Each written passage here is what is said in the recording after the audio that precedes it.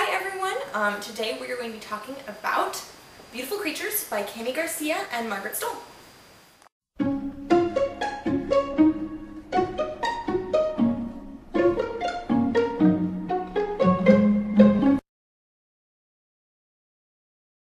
This is the story of a boy named Ethan Waite who lives in a small town in the South, and a girl named Lena Duquesnes who moves there to live with her uncle.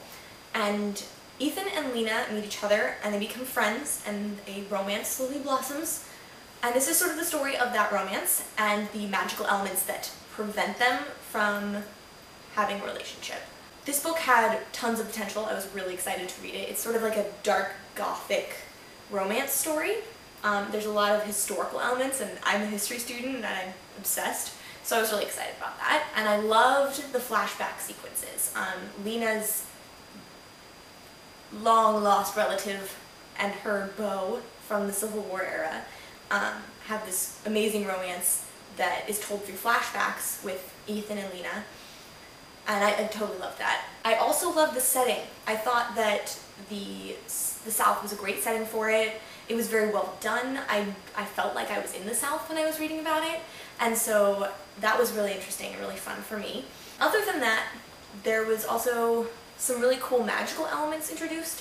I loved the idea of the Castor Library, which is like the library for witches and magical people. Other than that, I really didn't like this book.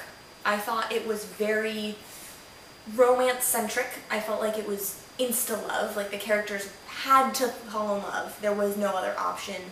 Not that I wanted a love triangle, but there were no other options for them. Ethan is so out of the box and he doesn't want to live in this small town, and so this girl who comes from somewhere else is really interesting for him, and Lena comes to this town where everybody hates her and Ethan's the only one willing to talk to her. So it felt like they were forced together and that they didn't really find each other the way I would have liked an actual romance to happen. Additionally, their romance is way overly complicated by things that really don't matter. I found them wondering how the other person felt when they really knew how the other person felt a lot.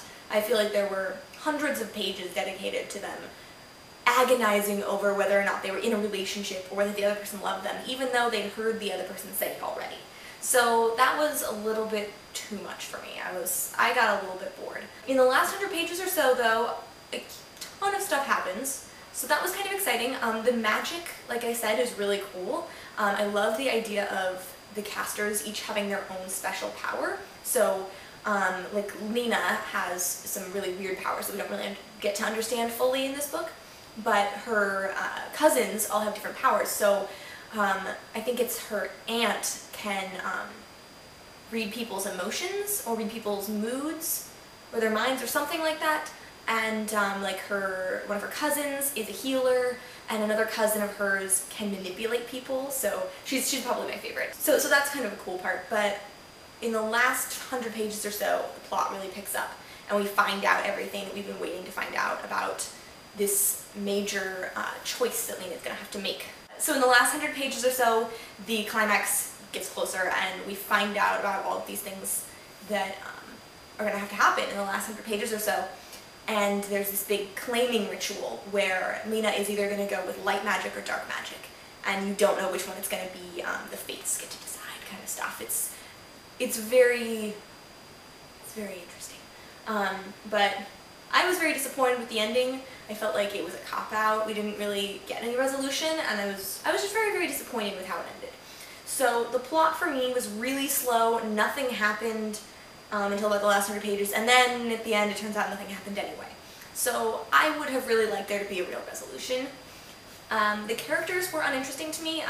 For the most part, Ethan and Lena were both very boring, and their romance was very boring, so that kind of lost it for me. If one of them had been interesting, or if the obstacles for their romance had been more interesting, I might have felt differently about it, but because it was so, oh my gosh, we have all these problems, but we don't really have these problems, it lost me. So I wasn't really hooked on the romance. The magic system was really cool though, so I was hoping that that would play a larger role, but it didn't really. I am really interested to see the movie though, because the movie looks really good, and I'll probably do a video on that later if there's enough interest. Yeah, overall this book was a disappointment to me. I don't think I'm going to read the others unless you guys really recommend it, or unless someone I know who I really trust recommends them to me. I'm not compelled to read the rest. If any of you guys have read it and think differently, I'd love to hear your comments. If you read it and you think the same thing, we've got something to talk about. If you haven't read it yet and you think you might like it, go for it. But if romance isn't really your thing, I'd say save your time for a book that you think is more interesting for you.